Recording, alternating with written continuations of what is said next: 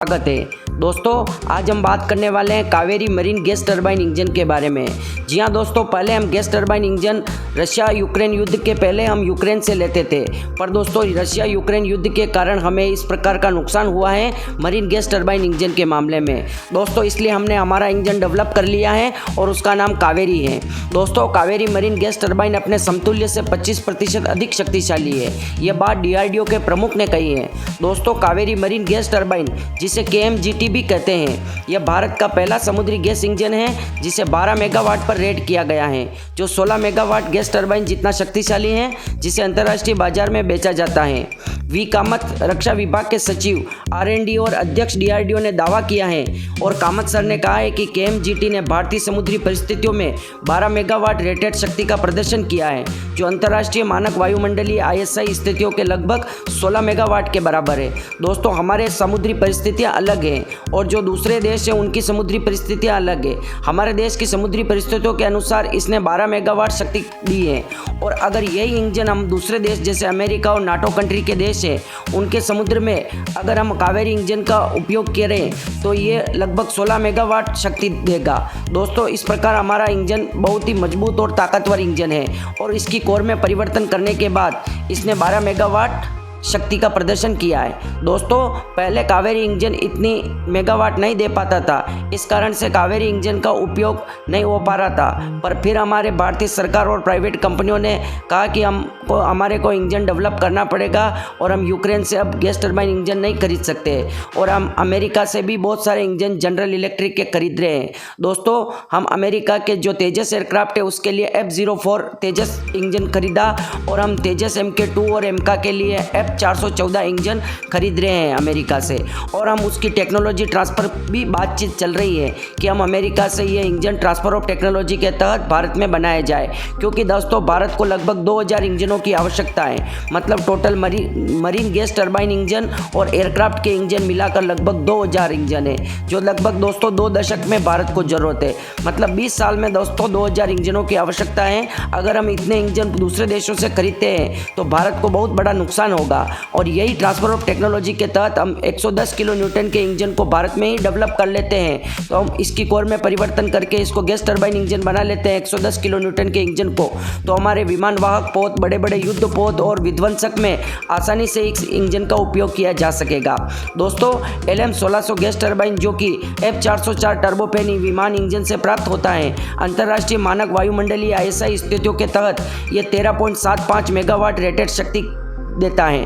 दोस्तों जो हमारा तेजस एयरक्राफ्ट में F-04 टर्बोफैन इंजन उपयोग करता है, इसका जो मरीन गैस टरबाइन इंजन है LM-1600 वो लगभग 13.75 मेगावाट शक्ति देता है। मतलब ज़्यादा फर्क नहीं है कावेरी गैस टरबाइन इंजन और LM-1600 में, लगभग 1 मेगावाट का फर्क है। दोस्तों कामत सर ने दावा किया है कि KMGT भारतीय नौसेना की अधिकांश आवश्यकता जैसे क्रूजर विध्वंसक के लिए पर्याप्त होना चाहिए, जबकि विमान वाहक पोत जैसे भारी युद्ध पोत को उच्च शक्ति उत्पादन टर्बोफैन की आवश्यकता होती है। दोस्तों आइनस विक्रांत विमान वाहक पोत पर इस्तेमाल किए गए GE के LM-2500 की अधिकतम रेटेड शक्ति 22.7 मेगावाट है, और विमान वाहक के विक्रांत वर्ग को जहाज को चलाने के लिए ऐसे 4 इंजनों की आवश्यकता है। कामत सर ने कहा कि अधिक शक्तिशाली गैस टरबाइन इंजन विकसित करने के लिए अधिक निवेश की आवश्यकता होगी, क्योंकि गैस टरबाइन इंजन विकसित करना एक अत्यधिक संसाधन गहन शक्ति गतिविधि और पर्याप्त उत्पादन मात्रा को तोड़ने के लिए आवश्यक है।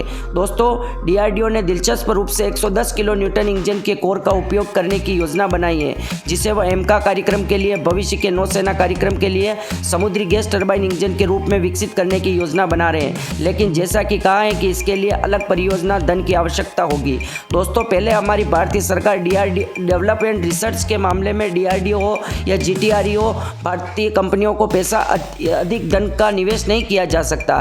दोस्तों अमेरिकन सरकारें और जो भी इंजन डेवलप करती है, दोस्तों इंजन जैसी क्रिटिकल टेक्नोलॉजी को डेवलप करने के लिए बहुत सारे पैसे की आवश्यकता होती है, और पैसा पानी की तरह बहाना पड़ता है, तब जाके इस तरह की इंजन टेक्नोलॉजी को डेवलप किया जा सकता है। दोस्तों भारत को लगभग 110 किलो न्यूटन के इंजन की आवश्यकता है, जो हमारे तेजस MK2 टेडबीएफ और MK2 में आवश्यकता होगी। तो उसके लिए हमारे को ट्रांसफर ऑफ टेक्नोलॉजी के तहत, चाहे हम अमेरिका से खरीदें, साफ्रान से या रोल्स रॉयस से, ट्रांसफर ऑफ टेक्नोलॉजी के तहत हमारे को ये इंजन बनाना है। हमारे पास कावेरी इंजन है, पर दोस्तों वो इतने किलो न्यूटन थ्रस्ट नहीं दे सकता।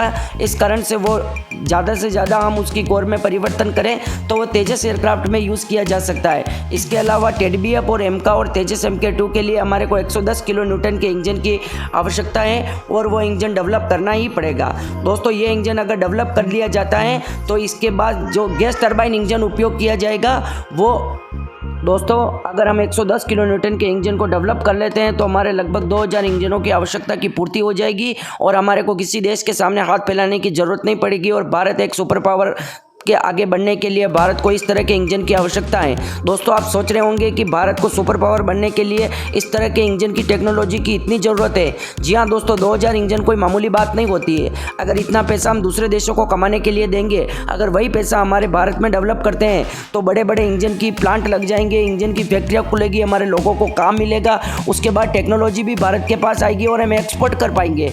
दोस्तों जो हम कोई सा भी एयरक्राफ्ट डेवलप करते हैं उसमें से लगभग 50% काम तो इंजन का होता है। अगर हम इंजन डेवलप कर ले तो बाकी एयरक्राफ्ट तो हम जब चाहे जैसे चाहे DRDO डेवलप कर सकता है और कोई भी देश छोटी मोटी टेक्नोलॉजी देने में कोई बड़ी बात नहीं है। हम जो सीट होती है, इजेक्शन सीट होती है, राडार हमने डेवलप कर ही लिया, मतलब ज़्यादा कोई बड़ी बात नहीं है। केवल इंजन टेक्नोलॉजी ऐसी है जो भारत को मिलना अभी अधूरी है और इस टेक्नोलॉजी के लिए भारतीय सरकार, भारतीय कंपनियां क्या करती है हम आगे देखते हैं। मैं आशा करता हूं कि इस प्रकार के इंजन जल्द से जल्द डेवलप किया जाए और भारत के जो डिफेंस के क्षेत्र में खबर सुनना पसंद कर रहे हैं उनकी आत्मा खुश हो जाए। दोस्तों आपको अगर कोई भी सवाल करना हो इंजन से संबंधित तो आप कमेंट बॉक्स में ज़रूर कर सकते हैं और कमेंट बॉक्स में जय हिंद लिखना भी ना भूलें। जय हिंद दोस्तों।